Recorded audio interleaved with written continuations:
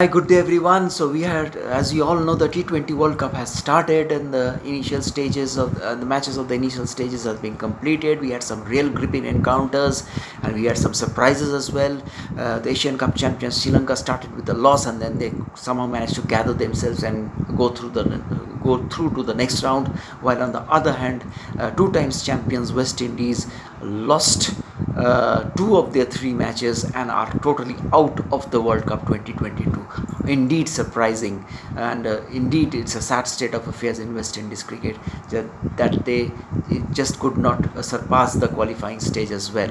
So now the situation is that the Super 12 is going to start, and the lineups are totally complete. In Group A, we have Australia, England, New Zealand, Afghanistan, Sri Lanka, and Ireland. In the other group, we have India, Pakistan, South Africa, Bangladesh, and then we have Zimbabwe and Netherlands. So these are the two groups divided, and we will discuss mainly about the six top teams who are the main contenders. So first I'll start by Australia. Australia are the holders and Australia are the hosts. So they have got something to work on, something to fall back on, and a lot of pressure will be there on them. There's always a home ground pressure, plus you are the holders as well, so there will be a lot of pressure on Australia, that is for sure. And they have a uh, to my knowledge, and whatever I can observe, they have got some issues with their batting.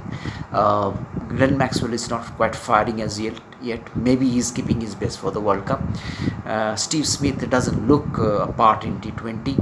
uh, Aaron Finch has been inconsistent, although he has of late played some good knocks. So there are some inconsistencies with the batting. In the recent matches, they could not chase down scores which they should have chased. So overall, a little concern with their batting. But in the meantime, they had their second wicketkeeper Josh English got injured, and Cameron Green, whom they wanted to be in the World Cup, they have got Cameron Green finally into the World Cup scheme of things. So another all-rounder added, a very skillful bowler, he bowls quick, and he's got a beautiful, wonderful firepower in his strokes. So Cameron Green is a great addition for the Australian team. Otherwise, the Australian team has got a very good batting lineup.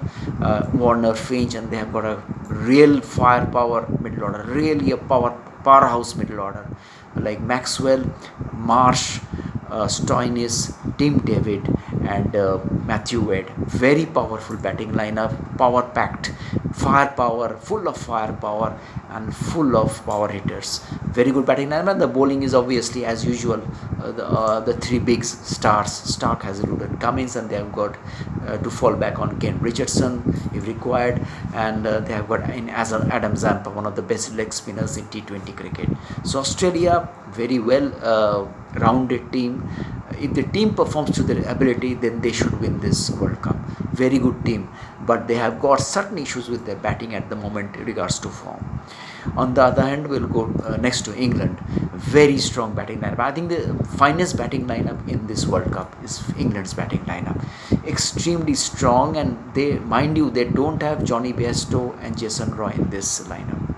They are two really power hitters who could not make it due to injury. Even then, England has got an array of power hitters, and 5-6 power hitters in the main team, and 5-6 are waiting in the wings, and 5-6 more waiting in England. So they can make three solid batting lineups in T20 cricket. Wonderful talent. I mean, you see from Alex Hales and Josh Butler to open. See the openers, firepower galore. Middle order, there is David Malan, who can also play the steady innings, and then you have Harry Brook, Moeen Ali, Liam Livingstone, who can hit 120-meter sixes. What a batting lineup of England. And bowling attack, I think they are a little bit thin, and they have got more thin with Rhys Topley out of action due to injury, ankle injury. Very unfortunate. I think Rhys Topley has been one of the best bowlers of late in T20, left arm fast bowler. I think he will be missed. But still their bowling is good, but not great, I would say. They've got Sam Curran, Chris Oakes, Chris Jordan, and spinners Adil Rashid and Moeen Ali and all.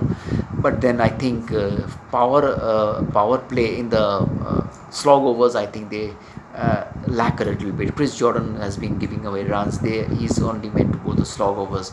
But overall, a little bit, I think, on the bowling front, they are a little bit thin. But I think on the batting front, I think the finest batting lineup in this T20 cricket. So England, I think, will go the distance.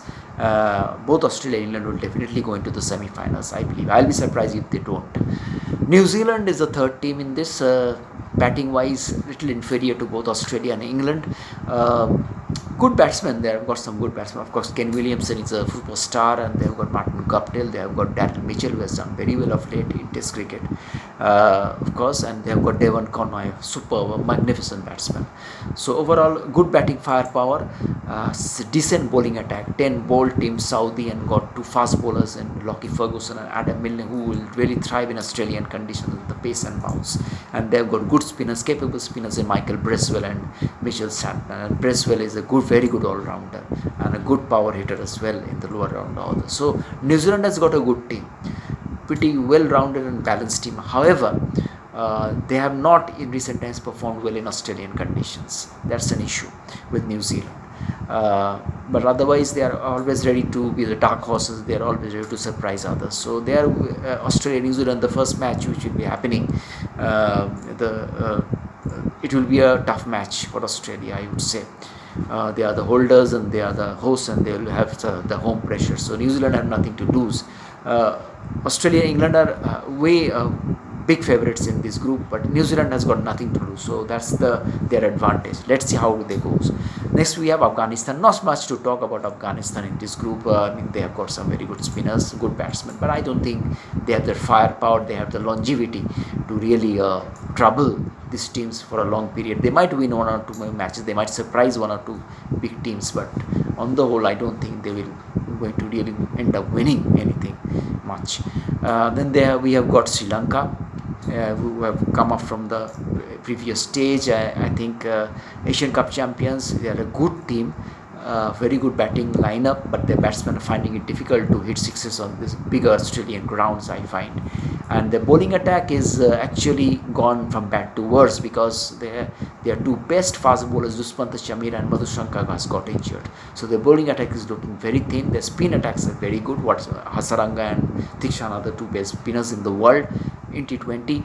But however, their late injuries in their seam bowling department has certainly reduced their chances, Sri Lanka's chances. They will maybe cross a few surprise here and there, but on the whole, I don't see Sri Lanka moving to semi-finals now, with their bowling attack being so badly eroded by the injuries. And then lastly we have Ireland, a good batting lineup, strong batsmen, firepower is very high, good chasers, but I don't think they have the bowling attack to trouble the top teams. So that's for the group of A, and then now we go to the group B, where we have got South Africa, India, Pakistan and Bangladesh, and the two qualifiers, that is Zimbabwe and Netherlands. Well, Netherlands and Zimbabwe, and both teams see they can, maybe Zimbabwe can cause a one or two surprises, but on the whole, they have also won against Australia in ODI recently. That's a big news. But then Zimbabwe, they do have a few good players, but then like Sikandar Raza, Blessing Guzarbani and all. But then I don't think they have got the firepower to really go the distance. They might beat one or two teams at the most. I'm not seeing them as semi-finalists, as also Netherlands. So they are just a beginners like a team, and they have got a few good players, but I don't see them traveling the big boys. Then we go to Bangladesh, another team, always unsettled team, like West Indies, always unsettled. Captains getting changed, players getting changed, and I don't know how much they will be settled as a team. They have some good pace attack, some good fast bowlers like Mustafizur, Shariful and Taskin Ahmed and all, but on the whole I don't see Bangladesh, apart from winning the odd match, going the distance. Now we talk about the top teams of this group. South Africa. I think South Africa has got a very good chance this year. They have got the team to thrive in Australian conditions. A powerhouse pace attack. They have got different type of bowlers. Kagiso Rabada is a total fast bowler. can do anything as a bowler. Then we have got Andrik Nokia, all pace and bounce with Nokia, extra pace, raw pace of Nokia. And then we have got the extra bounce of Marco Jansen, who has been a late addition to the team. I'm surprised he was not added in the first place, but now at least better sense prevail. Marco Jansen is there. He can really extract a lot of bounce from these pitches. He's quick also. Reasonably quick, not very quick, but reasonably quick, and he can extract a lot of bounce, and he has got a good reach to tong sixes. He's a pretty good batsman. He's developing into a good batsman and a good bowling all-rounder, I think, Marco Jansen. And then we have Lungi Ngedi, very skillful bowler in T20s, and the two very good spinners in Keshav Maharaj and Tabrez Shamsi. Very well rounded bowling attack. South Africa. And the batting lineup, I think they have got real good firepower. They have brought back really Russo. They have of course got Quinton de Kock at the top. Reza Hendricks can bat at the top. He can really race away to in the power play to a good total. And then they have got in the middle order Larry Russo, Adrian Makram, very good batter. He can bat in any gear. And then we have got David Miller, a great finisher, one of the best finishers in the world at the moment, and Tristan Stubbs, a very talented stroke player, a real power hitter, and all of them can hit big sixes. So very good team this South Africa. I think South Africa should top this group and move into the semi-finals, and I think they can go all the way if they perform to their potential.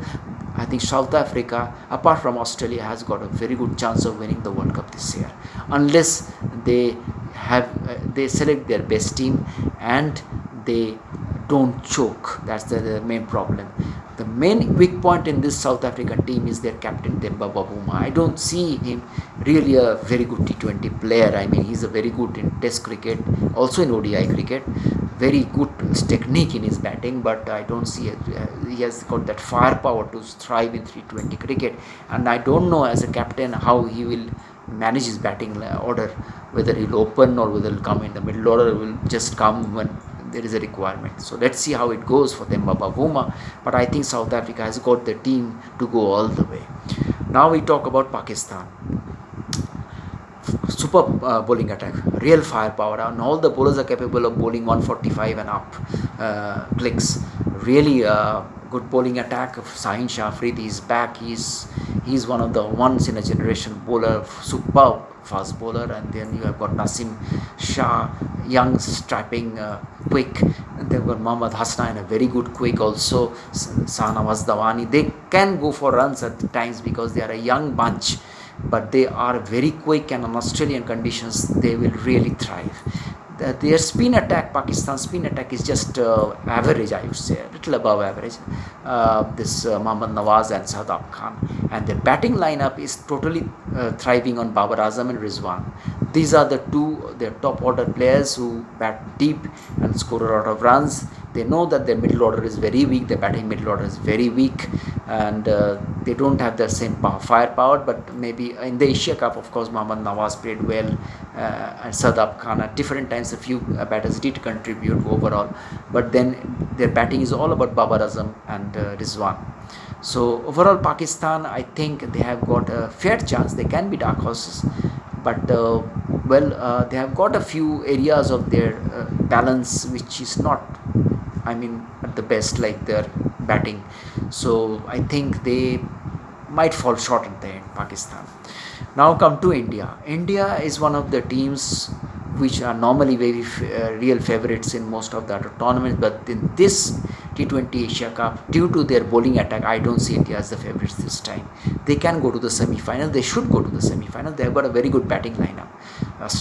They have got some real class batsmen at the top. Rohit, Rahul and Kohli, three very good players, all good in Australian conditions. Kohli has done very well in Australia all the time. Rohit is very good, should thrive in Australian conditions with his pull shots and cuts and all. And KL Rahul has got all types of shots. And then they have got Surya Kumar Yadav. I think he is considered as one of the greatest. He is considered as a superstar in this World Cup, and he can really be a big player in this World Cup. And if he thrives and if he performs well, India can go a long way. Surya Kumar Yadav has got shots all around the wicket, and then they have got Dinesh Karthik, Hardik Pandya. So a lot of batting firepower India has got right from the top to 7, and then the bowling attack is a little bit down because Bumrah is not there. That's a big, huge blow. Bumrah is not there. But then they have brought in Shami, who can do well. They has done a pretty well in IPL this year. So I think Shami can do well, but he has got his issues in the slog overs. He does give runs, but at the same time he has got the skills to get wickets, and India need wickets up front. And Shami can provide that. Bhuvaneshwar Kumar is also another bowler who can provide wickets. He can swing the ball, and if he can swing the ball a little bit, he should bowl most of his overs within the power play or after. And then we have got Arshdeep Singh, who is very good bowler at the death because of his Yorkers. Good bowler, skillful, and also Harshad Patel, a very skillful bowler. He bowls the slower ones are very good. A lot of batsmen doesn't pick it. So Harshal Patel, Arshdeep Singh, Bhuvaneshwar Kumar, skillful bowlers, but they don't have the pace. Mohammad Shami is the only bowler who has got some pace, and Hardik Pandya has got some pace, and he bowls good short balls. Hardik Pandya. So bowling attack, fast bowling attack, not as good. Of course, Bumrah would have made it a very complete attack, but Bumrah is not there, and the others does suffer a bit in pace, a little short on pace India at the moment. And the spin attack is of course very good. Jajuvendra Chalma, Ravi Ashwin, and Akshar Patel, the bowling all-rounder. They can also use Akshar Patel as a pinch hitter in the batting, or they can use Rishabh Pant against teams which has got good leg spinners. So due to the matchups and all, so overall India good team. Batting wise very strong, but bowling wise little left a lot to be desired, I think. But let's see how it goes. I mean, the bowlers, if they can adjust well to the Australian conditions in their own way, they can still do well. So India semi-finals definitely, but I don't think not further. I back Australia and England or South Africa to go into the finals of the World Cup, and one of the three teams to win. Let's see how it goes. It's going to be a very gripping World Cup, and I'm sure a few surprises will be on store. Thank you for hearing. Keep watching. Thanks.